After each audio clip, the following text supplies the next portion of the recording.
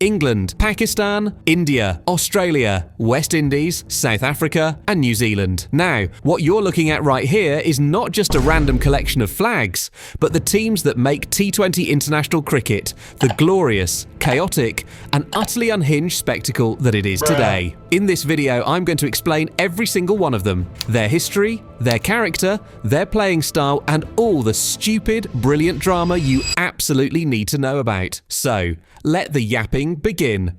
Let's go. First up, India, the undisputed, unstoppable juggernaut of world cricket. They are the financial and spiritual heart of the sport, run by the richest board, the BCCI, who have enough money to buy the moon and paint it blue. Stop the cap. This team is made up of demigods. You don't just have players, you have brands.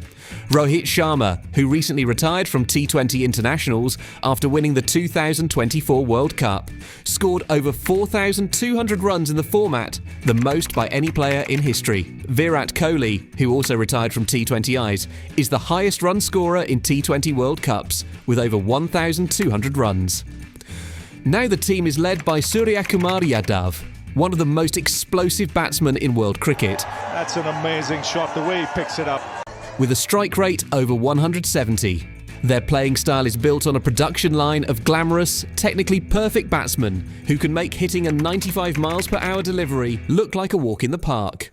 For decades, their strategy was simple. Our batsmen will score a mountain of runs, and our bowlers, they will be on the field too. But now, they've developed a bowling attack led by Jasprit Bumrah, who is basically unplayable in the death overs, making them almost unfair. But here's the beautiful, tragic flaw.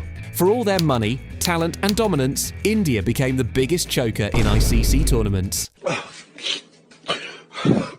They would cruise through the group stages looking like an unbeatable force of nature, only to get to a semi-final or a final, and completely forget how to play cricket. Come on, man. It was a national tradition. This results in extreme mood swings for the average Indian fan.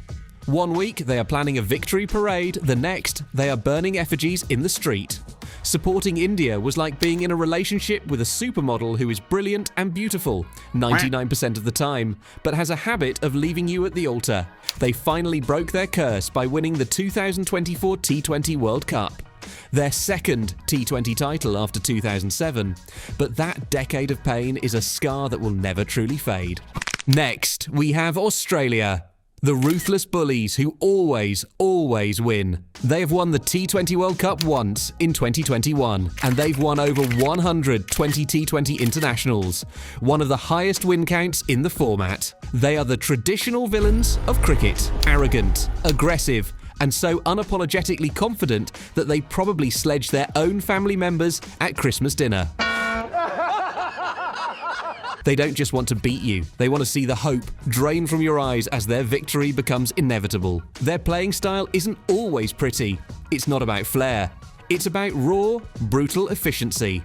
Led by Mitchell Marsh, they have players like Travis Head and Glenn Maxwell who can destroy any bowling attack on their day, while Josh Hazlewood leads a pace attack that is relentless. They win through pressure, superhuman fielding, and a mentality so strong that if you cut them open, they'd probably bleed sand. Rooting against Australia is one of cricket's great pastimes, but it's usually a futile one. They are the inevitable champions. They can be in terrible form, have a team full of players you've never heard of, and still, somehow, they will conjure a World Cup trophy out of thin air, just like they did in 2021. Australia is the T20 World Champions after Beating New Zealand by 8 wickets in Dubai this morning. World Champions. It's a dark magic. They are the high school jock who never studied, bullied the nerds, but somehow aced every exam and ended up a millionaire. How? Hold on, bro. How? And you will always hate them for it. And that brings us to the polar opposite of Australia in terms of history. England, the inventors of the game who spent a century being painfully mediocre at it, and then, one day, decided to become the most destructive T20 team on the planet. They won the T20 World Cup in 2010, and again in 2022. They are the revolutionaries, the new money of white ball dominance. Before 2015, English cricket was all about caution and tradition. Now they're entirely entire philosophy is see ball, hit ball. And if you get out, the next guy will hit it even harder. This hyper-aggressive approach means they have a batting lineup that goes all the way down to number 11. Jos Buttler, their ex-captain who is now 35 years old, has scored over 3,800 T20i runs with a strike rate of nearly 150. Their wicketkeeper bats like a god. Their bowlers can smash sixes, and they'd rather get bowled out for 80 in 10 overs than die wondering. This whole revolution was famously masterminded by data analysts, making them the nerds who took over the school. Their team is also so diverse it looks like a Benetton ad, which is cool, but it also means half their players have names their own commentators can't pronounce. They are the quiet kid who spent one summer learning how to code, hacked the system, and came back as the coolest guy in school. Now, for Pakistan. This is not a cricket team, it's a state of mind. Sometimes may be good, sometimes may be shit. They won the T20 World Cup in 2009, and since then, they have been the most gloriously, maddeningly unpredictable team in the history of sports. One day, they look like they've never held a cricket bat before, dropping catches and running each other out in a blaze of glory. The next, they produce moments of impossible genius that will leave you speechless. Logic does not apply here. Supporting Pakistan is an emotional rollercoaster that requires a strong heart and a good sense of humour. Their entire identity is built on a seemingly endless production line of freakishly talented fast bowlers. Shaheen Afridi, their left-arm pace spearhead, can swing the ball at 95 miles per hour and destroy top orders in minutes. Saim Ayub, their star new batsman, is one of the most elegant stroke makers in world cricket. But even he can't predict what his team will do next. Currently, Salman Ali Agha leads their T20 side after a recent leadership change, which is very typical Pakistan. Their game is pure, raw emotion. When they are good, it is cricket at its most beautiful. When they are bad, it is a comedy of errors that is almost just as entertaining. There's a reason the phrase Pakistan cricket at its best is a meme used to describe both a moment of sublime skill and a moment of utter baffling stupidity. They could win the next World Cup or finish dead last. Neither would be a surprise. And then we have the team that embodies chaos in a completely different way. The West Indies, the spiritual home of T20 cricket. They have won the T20 World Cup twice, in 2012 and 2016, more than any other team. Before T20 was even a thing, the West Indies were playing T20 cricket. It's all about flair, swagger, and hitting the ball so hard it enters a different time zone. They are the entertainers, the showmen, the party kings. Their strategy has always been beautifully simple. See how many sixes you can possibly hit. This is the team that gave us Chris Gayle, the universe boss. A man who has hit over 1,000 sixes in his T20 career and scored over 1,800 T20i runs. 1,000. Andre Russell, another West Indian legend, has over 750 sixes across all T20 cricket and is one of the most feared hitters on the planet. They were the undisputed kings of this format, winning back-to-back World Cups with a level of swagger that should be illegal. But, and it's a big but, they are the fallen giants. A combination of internal politics, player disputes and a decline in talent has seen them fall off a cliff. They are now a team living off the glory of their past. Currently led by Akal Hossain in T20s, they're trying to rebuild with fresh faces. They are the legendary rock band that had all the hits in the 2000s, but are now playing at local fairs. They can still put on a great show, but they aren't selling out stadiums anymore.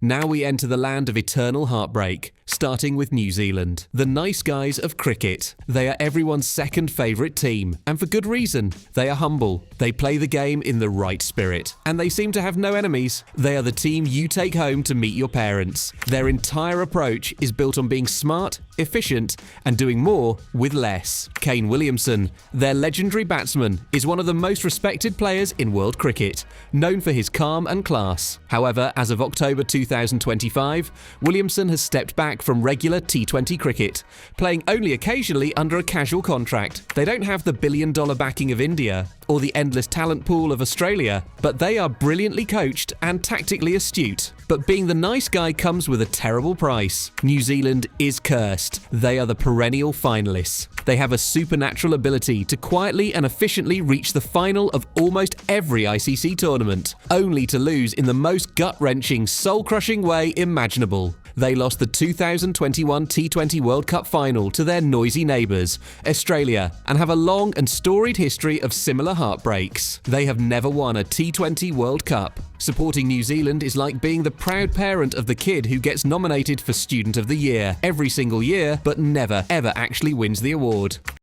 And if New Zealand are the lovable losers, South Africa are their tragic cousins. For decades, this team has been a walking, talking paradox, a team blessed with some of the most physically gifted and talented cricketers to ever play the game, but cursed with a psychological fragility so profound it has become their entire identity. On paper, they should have won multiple World Cups. They have batsmen like Quinton de Kock, who can hit the ball a mile, bowlers who breathe fire, and fielders who move like acrobats. But they are the chokers.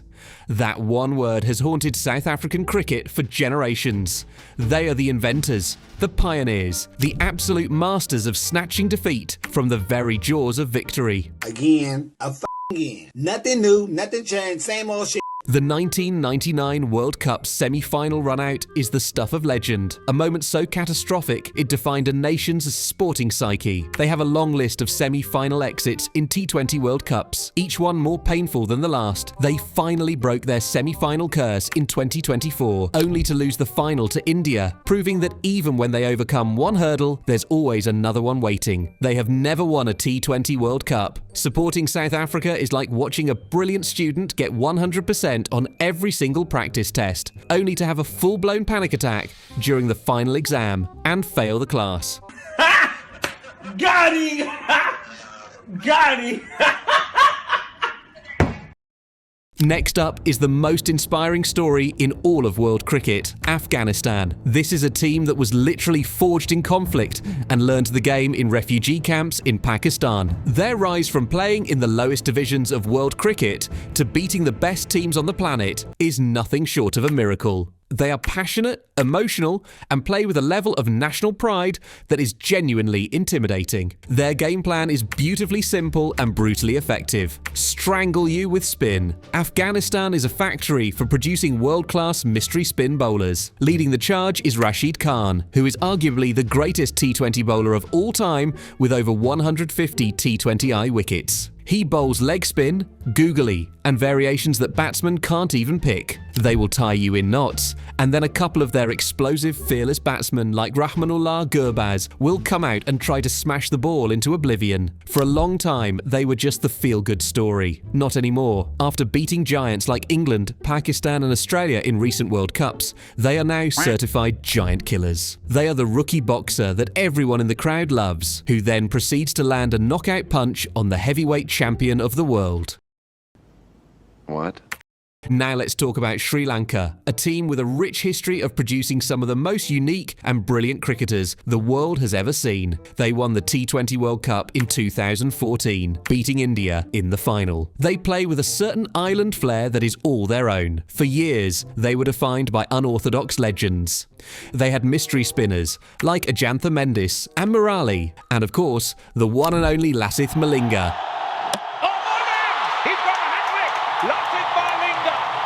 A man whose slingshot bowling action was so weird and so effective that he became the king of the Yorker.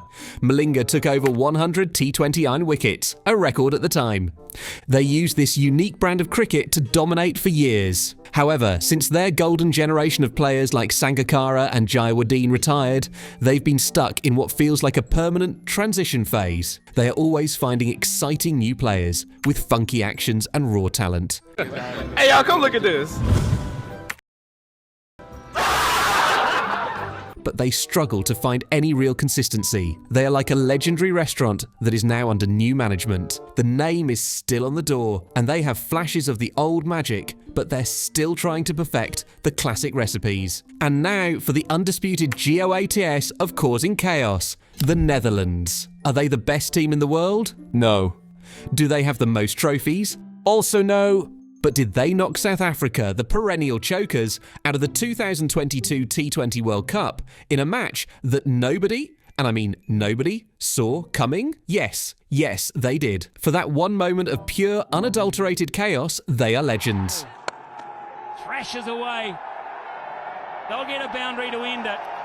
But look at the reaction. They are the living embodiment of the banana peel in Mario Kart. Hey, yo, what the fuck?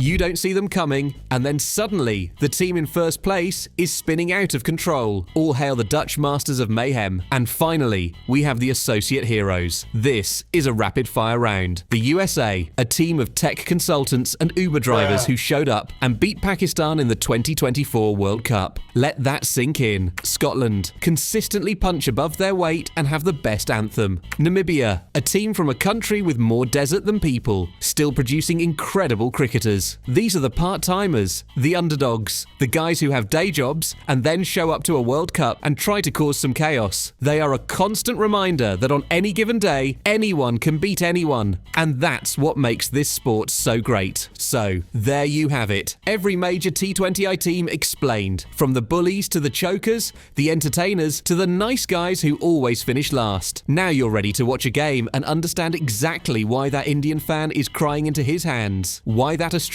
is smirking with unbearable confidence, and why the Pakistani team has just managed to run out 3 of their own batsmen in a single over. Let that sink in.